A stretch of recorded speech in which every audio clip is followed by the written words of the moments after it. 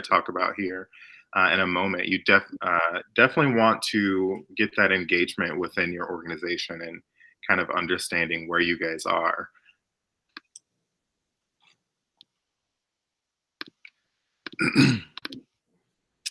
So next, with this backdrop of this special moment in history, let's take a brief summary, take a look at a brief summary of the agenda that we'll be going over today.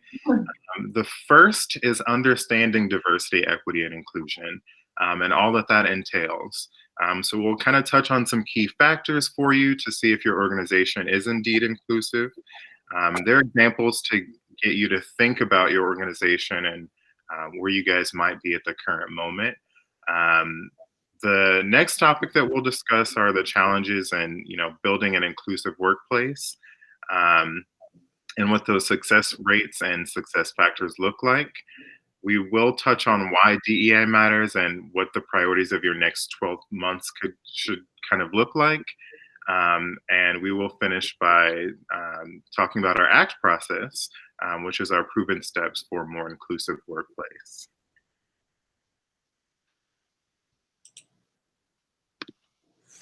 So, is your workplace inclusive?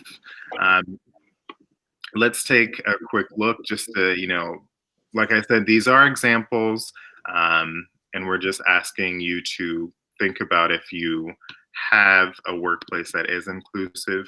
Um, a lot of this, you'll see if you maybe have the majority of all of these to check off, then it's more than likely you do have an inclusive workplace.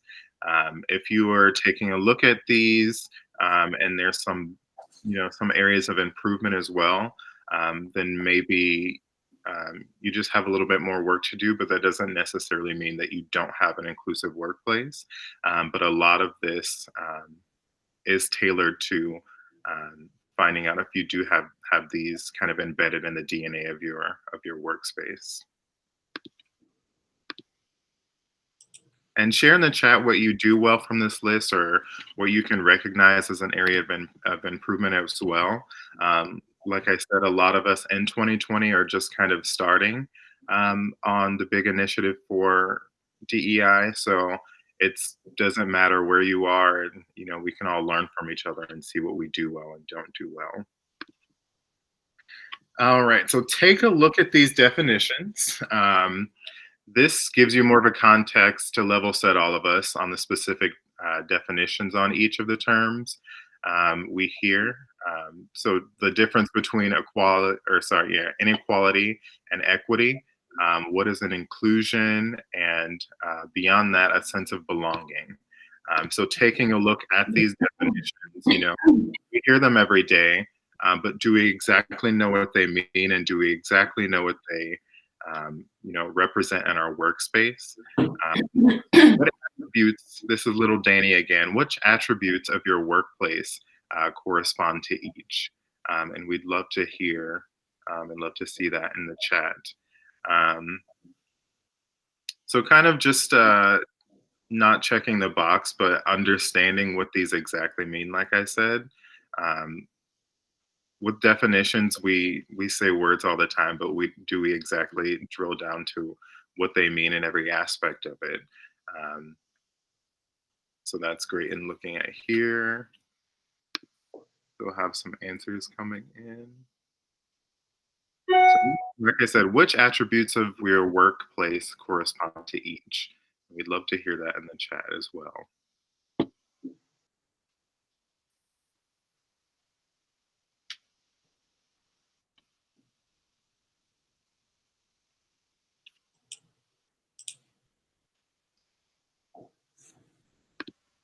All right. So for the next part of our agenda, we're going to talk about those, challenges of building an inclusive workplace, and talking about those success rates and those success factors. Looks like we do have some more coming in. So we'll talk about that. We're diverse at the lower levels, but not diverse nor inclusive at the upper levels. That's don't feel bad in that, because we see a lot of that, and we're trying to correct that as well. It's so much easier to focus on kind of those entry level positions, but not necessarily moving that talent towards senior leadership. So that is a pretty common one that we do see.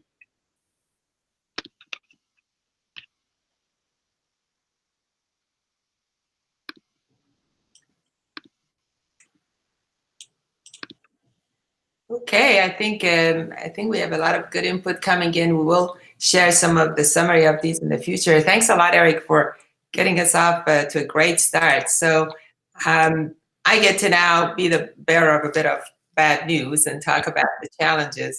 For those of you who just joined, I'm Sonia Sapaban. Good afternoon and good morning. But don't worry, right after the challenges, we're going to spend most of the rest of this about solutions. The reason we talk about challenges up front is that we want to acknowledge up front that this is hard work. And from what's in the chat already, we can see that a lot of you are working on it, but it's not without its challenges. I had personal experience as a business leader trying to improve diversity, equity, and inclusion in my organization for over a period of span of 6 to 7 years.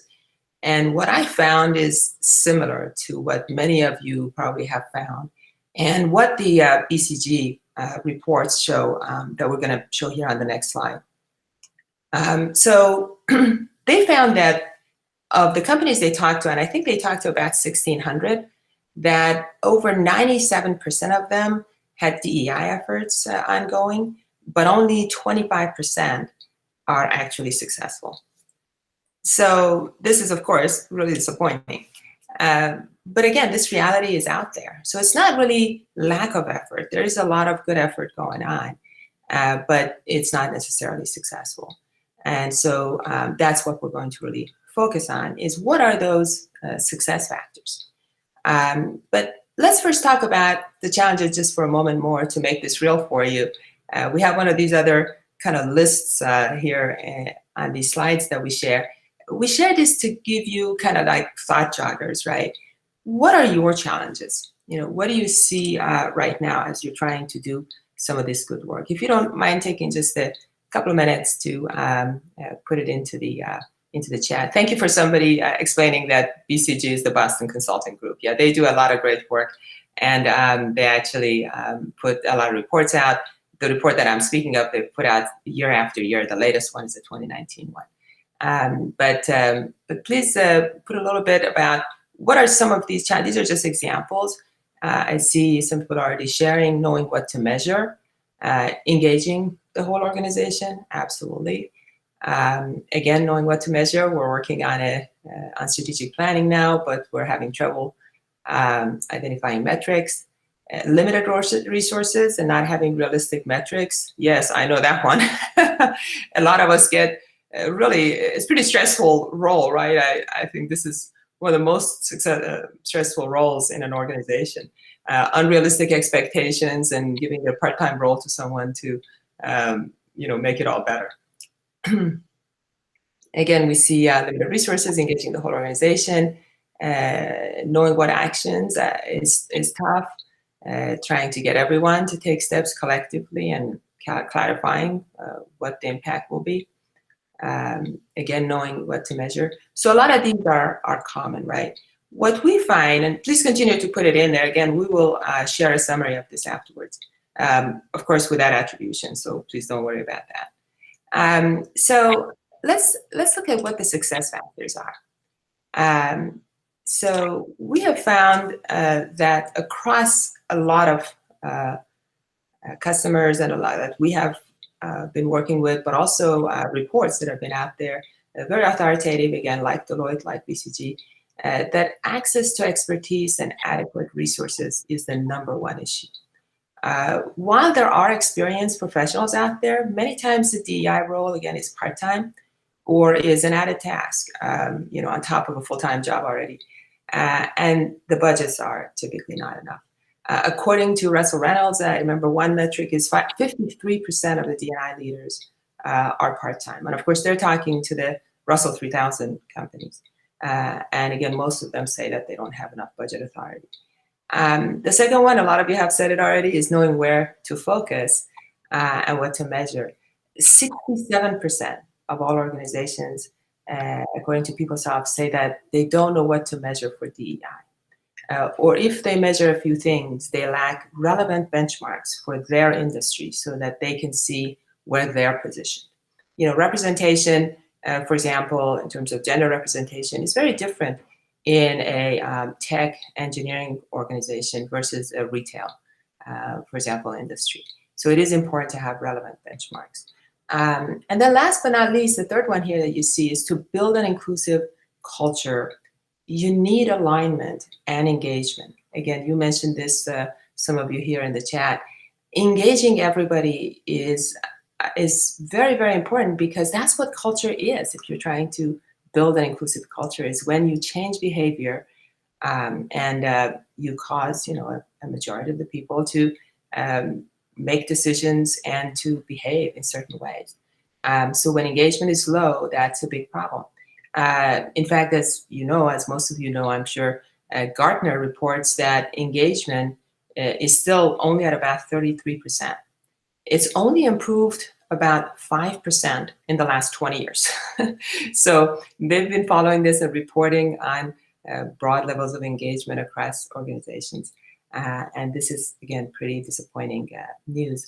So we see Danny here again. So please, again, share in the chat which of these success factors you have already, you think is in place for you, or you're missing in your organization. Let's just get a little sense of where all of you are. Some of you may be advising or consulting others, or you may be yourselves leading some organizations. So please share really quick, you know, between these three, having expertise, having budget, knowing what to where to focus, and alignment and engagement. Some of it relates to what you all said again on the previous chart that we asked about. I see having senior leaders having experience. You know, that's certainly one of the issues. All right, so let's now talk about you know, that, you know, now that we know what the key ingredients are, let's talk about the process, a proven process that can give you results. Now, I know talking about process doesn't sound very exciting, but believe me, after trying for several years, you know, and not really achieving, and what's worse, not having sustainable results in terms of, you know, once a key leader is gone, you know, what happens to the improvements that maybe have been made. I can tell you that this process thing can be pretty exciting to me if it gives me results, right? So that's why we talk about the challenges up front, because, you know, like everything else, everything important that you're trying to do in an organization, process is everything. And so while it may not sound exciting, we're going to try and make it as exciting as we can here. Again, I see some inputs coming in about, you know, strategies that may be created from the top, but there's minimal engagement from employees. That's exactly right. Or even, I would even say, even at the next level after the top leader, a lot of times it just sometimes, you know, stops there. We have input about, again, senior leadership is aligned with the DEI objectives at one organization here on input. That's awesome. That's very important. So let's talk a little bit about this process and what we mean when we talk about this ACT process. ACT is an acronym, of course. It stands for Align, Connect, and Transform. You can see some simple actions to take throughout this process here under each of these boxes. And that's why it's called the ACT process also, other than being a cute acronym. It also really stands for taking action, specific actions, because a lot of these generalities are known conceptually, frankly. I don't think there's any big revelations. As they say, the devil is always in the details. It's how do you go about implementing some of this? And that's what we're going to talk about and share some examples. And after this webinar, that's why we share our contact information. We really look forward to hearing from you about some of your own experiences, or where, you know, you may have questions or help, need any help. We have a DEI Institute, and we do a lot of research and benchmarking and so on. So we're always happy to share some of that and also to add to the body of knowledge. But as you'll see here, one thing I want to point out on this chart is the order is very important. That's what we'll talk about. In what order should you do these things? You can't just start engaging and connecting everybody.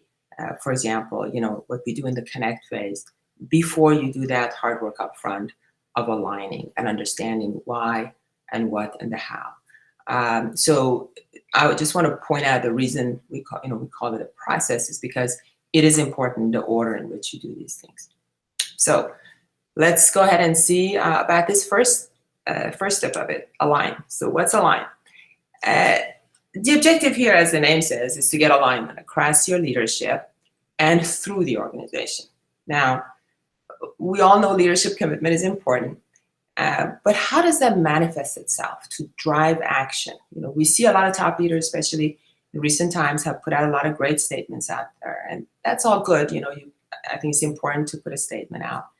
And they are genuinely interested in promoting diversity, equity, and inclusion in the organization, improving the workplace culture. But what's really important is that, is the active personal engagement in some visible ways. An example, for example, especially right now with COVID and all of us, seeing each other on video all day long, at our homes, is for leaders to share a bit about their home life and their family. This is something we have never done before, especially in, I would say, in American business. It's like you leave, your home life at home. Recently, as an example, there was a CEO of one of the big tech companies in the Bay Area, and there was a staff meeting, and the story is told that one of his kids ran up and sat on his lap. He calmly explained to his staff that his son needed some attention at that moment, and asked if it would be all right if the kid, kept sitting on his lap as they were conducting the staff meeting. Needless to say, this was a big hit, and people said it was the coolest thing they had seen him do in like a very long time. So this is really to say that leadership and being a visible DEI sponsor, that's what it really means. It's beyond statements. Statements are good, but they're not enough. The second bullet here is, that this commitment has to extend to the next level. We see this as a very common issue. Surprisingly, we find that that's often missing. And we don't mean just one or two. It's like that whole next layer. Imagine if you were trying to build a culture of safety or quality. It wouldn't be, you would expect all of the business leaders to get around that. So one of the best ways, of course, for the CEO to make this real for the rest of the organization is to clearly link the key business drivers and the priorities that they're all working towards with the DEI objectives. And that is actually a big part of this align phase that we focus on, and we'll talk about this a little bit more. But all of it can't stop there. You can't just have the top leader and the next level getting together and coming up with some strategic initiatives and connecting it with DEI. That's all good, but as someone said earlier in the chat, a lot of times that stops there, and employees are not engaged with any of that. So you have to listen for the voice of the employee. The voice of the employee is the new buzzword in the last few years. And by that, we don't mean just surveys. Again, surveys are good, they're great, but they're not enough, because really when you do a survey, think about it, you only know what people are thinking about the very question you ask them at the very moment that they're answering that question. You don't know anything about the rest of their thinking. You may not have thought to ask them, some other things that are on their minds.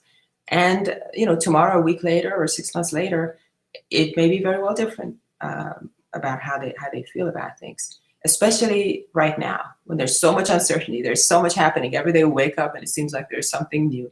So it is so important to have your finger on the pulse of the organization. So we always recommend, of course, in-person listening session and focus groups are great. Now, they're not hugely scalable, especially if you have a large organization. So we talk about in-house digital platforms for 24/7 communications. You want to be careful how you do that as well. There has been some backlash with some tools that are meant for business use, and people have said some things that had to do with diversity and inclusion or with workplace culture. There's an example of the Away luggage company. It's a very successful tech company that had this issue, and in fact, their CEO had to resign over an issue that occurred because of the communications digitally. So want to be careful and do this right. We have a culture app that we use with our customers, but it's intended for this. So you need something that's really intended, and that it's a safe environment, and that there won't be some unexpected issues from it. I always feel like I need to say that as I encourage communications. Of course, it has to be done very thoughtfully when you do it on broad scale across your organization. Another key ingredient is sensing and assessing the infrastructure's maturity. What do we mean by this? I mean the policies, the processes, the benefits, the communication channels. Really, what's the culture, what your infrastructure is set up. And for this, there's different ways of assessing it. But a lot of times people say, okay, I can go and see if I have a policy or a process, but how do I really get a sense of how do I compare or how do I score that? We have a maturity model instrument. It provides 5 scores. It has some best-in-class benchmarks. So it's like a thermometer in these dimensions. So it's really important that no matter how you do it, but you get a sense of where you are with respect to these infrastructure aspects. Because, no matter how hard you work, for example, on diversity hiring, when a young mother joins your organization, the first thing they're going to look for is your maternity and paternity and family care policies. I remember when I was in my younger years, that was supremely important to me. When a millennial is going to join you, they look at the events you're holding, your communications, and what organizations you support or you're part of. So again, there's anecdotal information. You have to somehow get your arms around it so you can really get an assessment of it, somehow score it, and then watch it and kind of see as you change policies, as you do different things, as those scores progress, how does it impact the rest of the aspects of the diversity, equity, and inclusion. I know in the chat, there's been some information about, what are the metrics and how do you do that? Again, I do agree that this is one of the harder areas to measure, but there are certainly some ways to measure them. And we're happy to talk to you afterwards if there's a need for that. Last but certainly not least, once you create the alignment, you need to capture it in a plan. Listen, any important thing that is done in any organization has a plan for it, right? The plan makes it real. And as you, progress, that plan, of course, has to evolve. It's not one and done, right? So we always recommend like a 12-month plan, which is a living document. But it's absolutely needed. And it serves a great purpose beyond just the people that might use it for setting objectives. It really explains the why. The why is so important. It explains to everybody how the overall business drivers and strategic priorities relate to DEI. It kind of puts it in perspective.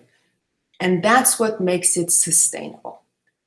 We did a lot of great activities in my own experience, and we have a number of, all of our team are people with really great experience, many years of experience in various aspects of DEI and having the HR background. And so we all know of those great initiatives and things that we put in place, and then they didn't last. We don't very often see a DEI plan that is focused on DEI, but it also is linked with the business plan and with the overall strategic plan of the organization. That's a critical link. So if there's one thing I want you to take away from this, is that a big part of this process is, that the aligned phase is the most important aspect of it, the first step of the process.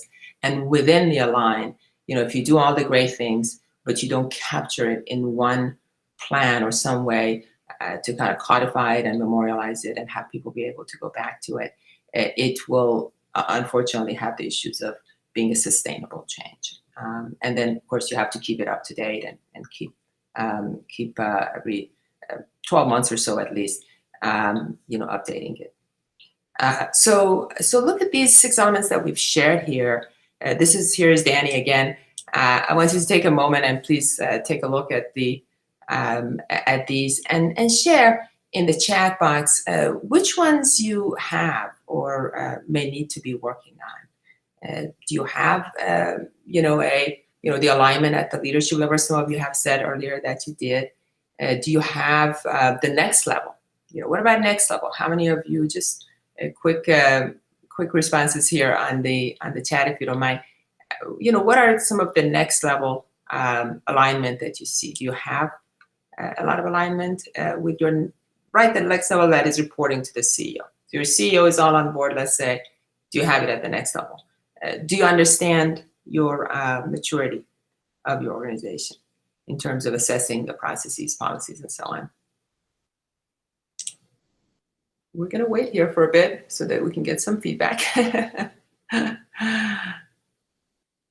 an input here. Yeah, so the C-suite and VPs are on board. That's great for the most part. Yeah. Our mayor is the top visible leader. Yes, I think some may or may not agree with that.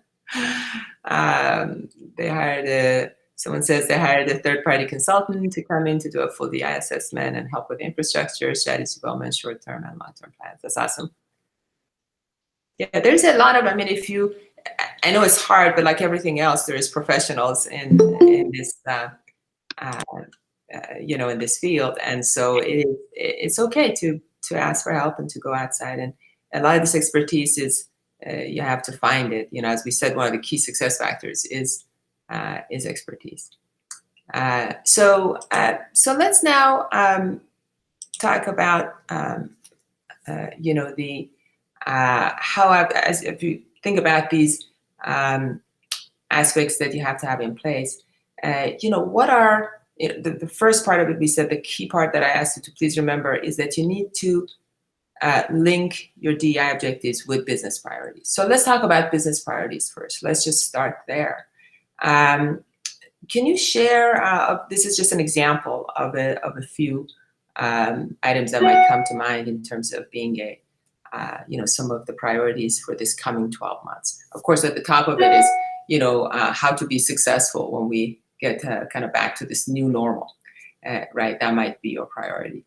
Or attracting and retaining talent, or expanding markets, expanding margins, improving your valuation and attracting new investors. So I know that a lot of you that have joined us have HR and DEI background, but how connected are you with the business priorities? Do you really understand? Are you really connected with the business priorities of your organization, and what might they be? These are just some thought joggers. So if you could all share in the chat a couple of ideas on what the business priorities are. Or do you just not have the foggiest? I hope that's not the case. So attracting and retaining good employees, increasing employee engagement. Yeah, absolutely.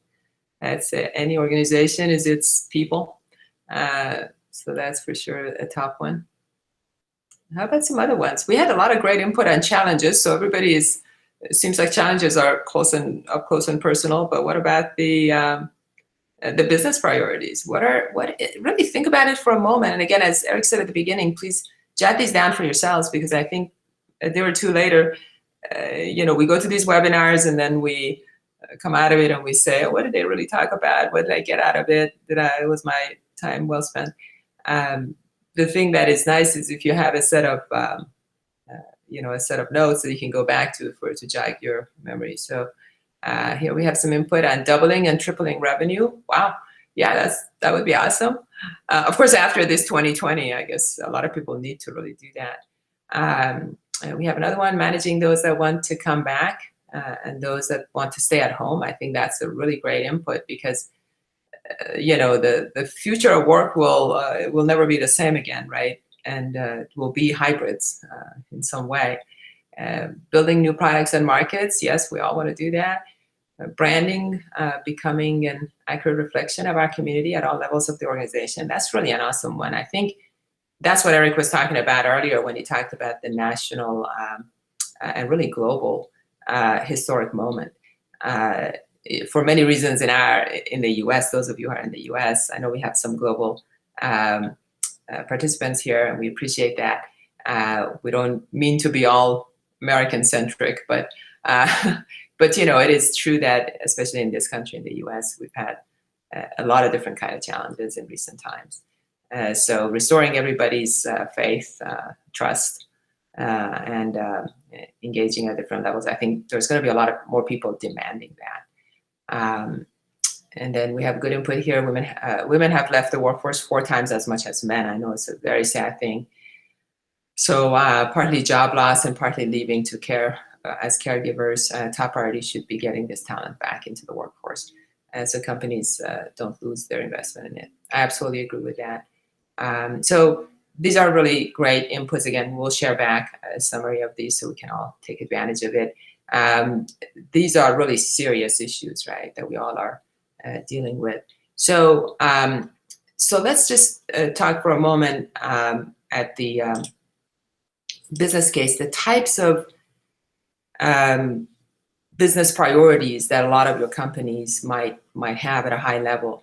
What you want to do is, once you've determined the business priority, all of the good ones that you just shared, you want to then relate it to how does DEI help that, right? This, I guarantee you, we have seen it across countless customers. We put that hard work in at the beginning to identify what those business priorities are and then to link it with DEI, that you absolutely get a sustainable and a very successful program. So here are some of those top business priorities and how they relate to DEI. As you can see, a lot of these are very well documented in, again, very authoritative sources. And we see it really across organizations, regardless of their industry and size, that they have one or more of these priorities in mind. So again, there's clearly a business case. And I want to just say to all of you, congratulations. You've just completed your first step in getting alignment in your organization, as you this process of starting to think about what are the business priorities and then how it might relate to diversity, equity, and inclusion is really the start of that. Okay. So let's now jump into the second step. You remember there was 3 steps, right? We've spent a lot of time talking about the align phase. Now we're going to talk about the second letter in the ACT process, the connect. This is critical to do right after getting alignment when you approach DEI in order to make a sustainable change initiative. Culture, again, like we said, is a set of behaviors. So connecting and engaging the organization is the key.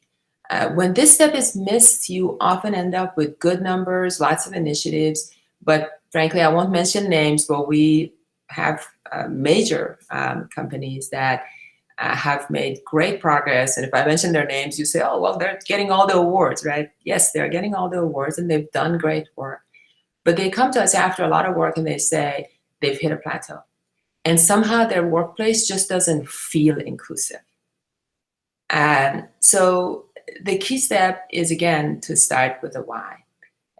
Sharing that critical link that was made between the business priorities and the DEI objectives and efforts. It helps, get things going. It helps for people to understand why it's a priority, why it's not just yet another thing to do or a checkbox, that it really is important to all of those key objectives they have. If they understand the business case, they understand that they're leaving a lot on the table if they don't focus on DEI as a key leverage point for getting those business priorities done. We always recommend starting with a small group of early adopters and champions to kind of spark for this engagement. They may be your DEI council or ERG members, or they may be team members that everyone can relate to and see as rising stars and influencers if you don't have a DEI council or an ERG. And this small group of champions and early adopters are the ones that start to communicate and spread the word about this why, what, and the how that we've established in the align phase. One of our customers, for example, had manufacturing facilities. So we helped the early adopters come up with very cool posters around their facilities and send flyers to their homes and so on. We've done this at several facilities that are like this, where they have operations where people are really on the floor, and and it's been very it's been very effective. Another popular way, of course, especially now with COVID, is to create a safe digital environment, which also makes it easy for leaders to engage. Again, we have a culture app, so we have some data from that. We found that there is this thing, we call it a CEO effect. And what we mean is that if a CEO or a top leader that's equivalent to a CEO shares a personal experience, or even just replies or reacts to a post that's made by an employee, there's anywhere from like 2x to 10x impact on engagement of the rest of the organization. And that effect lasts. There's a tail to it. Just think of how amazing it is when we talked about engagement, sitting kind of not improving very much, at that 33% that Gartner is reporting. It takes only a few minutes on a cell phone, or on the desktop, just engaging and sharing. And it's really one of the most effective initiatives that can be undertaken to improve engagement. Training is, of course, also important in this phase. It gives leaders and champions not just the language and the basics, but more importantly, the confidence to communicate and be visible in their efforts. That's what we found is like a byproduct. It's a really cool thing. Last but not least in this phase, you want to keep the authentic conversations going. Again, this is not a one and done. Culture building has to be a commitment, a long-term commitment. And so I can't overemphasize that. Again, really quickly here, what are some of the unique aspects of your environment in the way that you think, that you might do some of these things, like engaging, connecting, educating and communicating in your environment? If you don't mind sharing again in a couple of moments here, that would be awesome. And I'm going to move. I see that there's a few things here that people are sharing. And then we tend to think that we have to solve our problems alone. That's right. Somebody is saying a lot of great input here. Again, we will summarize for you later. So now is the third. We're getting there. Just a couple more slides here, and then we'll have a few minutes hopefully at the end for questions as well. So get ready for questions that you want us to answer for Eric and myself here live. And we will. If you ask a question that we haven't responded to in real time, or someone else hasn't responded to in the chat, we're going to go back and we'll get back with you for sure. So, so rest assured, all your questions will be answered, whether you ask them right now or even afterwards if you reach out to us. So let me quickly cover this last step: transform. Now, transform is a big word, and we think of it as something drastic, or and some big thing that one day we say, oh, we got transformation today. It actually happens slowly and very gradually. It takes really sustained effort and ways to ensure that you're staying on track. So in this phase, measuring what matters, that's when it's at the top of the list. Now, notice I talked about order, right? The order of things is important. A lot of people do this first. Now, again, some measurement, some assessing is important at the beginning, but it can't just be your whole initiative. We talk to companies and we say, oh yeah, we've been measuring things for a long time. Well, that's great, but it's really only after the why, the what, and the how, after you've done the alignment phase, and after you've engaged everyone and heard from them as well, is when you really know what you should be measuring. Because you should measure what matters, right? And key performance indicators. People say, I don't know what to measure. A lot of people measure, of course, representation and compensation. Those are good things, but really it's well beyond that. We have identified 50 key performance indicators in 6 categories. And what's important, though, is to select a few from that. So going beyond representation and compensation, What's really important is, for example, KPIs that go across the whole hiring pipeline. From the very beginning of, when you start the pipeline, your target population, through the process of, selection, down selecting, interviewing, making an offer and hiring. For career growth and development, tracking metrics that apply to performance management, career advancement, sponsorship, mentorship, succession planning. To ensure progress, assigning accountability is also critical. Sometimes we hear that DEI is everyone's job. And yes, we fully agree with that. Let that be clear. But like anything else, again, like safety, quality, or frankly, profits and financial performance, while it's everyone's responsibility, like members of a good orchestra, you need a conductor and ways of making sure that collectively the organization is making progress towards achieving the right objectives. So you do need to assign accountability. We also recommend regular reviews, not separate reviews necessarily, preferably as part of the ongoing regular drumbeat of the organization. So again, take a moment and reflect on, what would be your KPIs if you were going to start? Now that you've thought a little bit about what your business priorities are and how DEI might relate to that, what frequency of reviews would make sense for you, and the results that you'd like to see. So I'll give it again a minute or actually a few seconds maybe for you to think about that. But meanwhile, let me also go on and cover this last slide that we have in the deck, just to give you very briefly, an example of really a case study. So as we said in the beginning, this process that we just described with the align, connect, and transform in that order, and in some of the ways that we described, it's really guaranteed to work.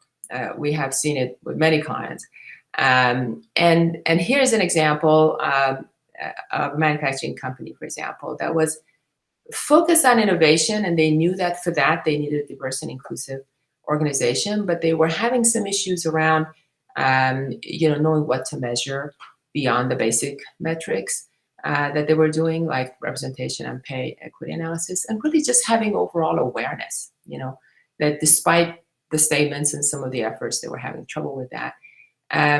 They knew they had, a tough employee engagement issue. Even with the webcasts from the top leaders, they would only get like 10, 15%, maybe 20% tops. On the connect phase of the process, they saw their employee engagement increase to 60, 70% very quickly. And very soon they started hearing people throwing around terminology that was new, but very welcome around the workplace, like talking about empathy and curiosity about different types of cultural celebrations. All of a sudden they could feel that something is happening. Something was in the air that wasn't there before. And this was, again, because of that connect phase of the process. Also, when we started, they were mostly focused on entry-level diversity hiring. They went to HBCUs and did all those right things. And they had a decent representation when you looked at the organization as a whole for gender and racial diversity. But they were not measuring any other diversity dimensions, like disabilities, age, or veteran status. And they were not looking at it hierarchically through the organization structurally. So with the early assessment and alignment phase, they were able to identify a few gap areas that they started focusing on, like the structural diversity in management ranks and also on millennial hiring. And then they started seeing improvements really by just focusing on their internal performance assessment and career advancement processes, by applying some ways of attracting millennials, like cool ads in different outlets. So once they had that awareness, they understood where the real gaps were and where to go focus. And you see some of these metrics up here: 4 times engagement improvement, 3% increase in female manager representation, and the millennial. Those happen after really a few months. The last one is something they realized. They already had, they just didn't realize that in the veterans group, that they were twice as highly represented in management than in the general population. They were able to leverage that for branding and recruiting and so on. which really worked out nicely also. So this is really, I will wrap up here and say that we've gone through the process, the ACT process, of the Align, Connect, and Transform. It really is effective against the challenges that we talked about early on. And here is a case study. We have many more. Similarly, companies that sometimes, and organizations that are actually more traditional, find even more success compared to where they start from, as well as tech companies. We have small, large, all sizes. Really the key is to have the leadership commitment, of course, and then to have this process and a methodology of going about it. So with that, I will pause and see. I think, Eric, maybe we could see if we could still answer a couple of questions. We only have a few minutes left, but if there are any questions that you would like to put in the chat, I also know that we have some questions that are already asked, so we could also look at some of the questions that have been asked. Yes, I've taken a look at the chat box. If we did miss any of your questions, just please throw it back now. We want to answer with the time that we have left. I do see, Patricia, this is kind of a question for the group. She says, has anyone done any surveys where they separated responses from leadership and employees and found a big disconnect?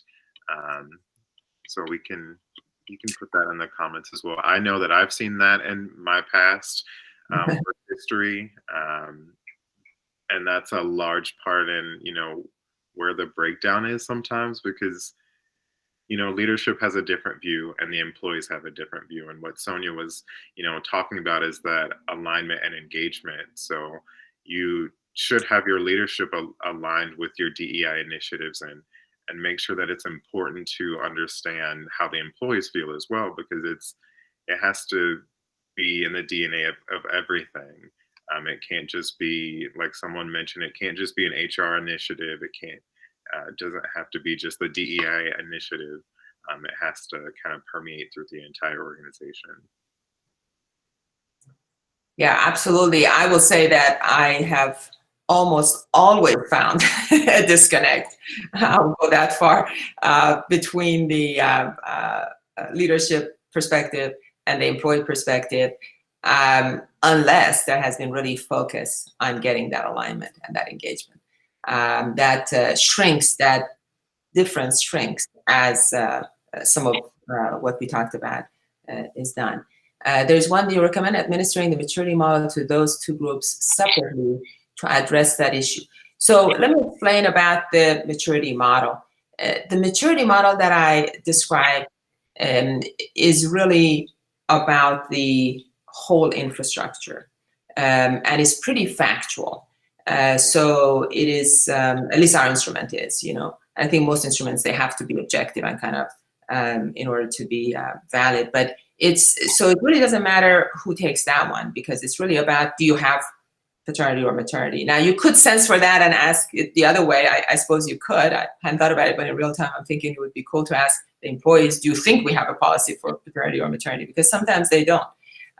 Sometimes their perception is not true.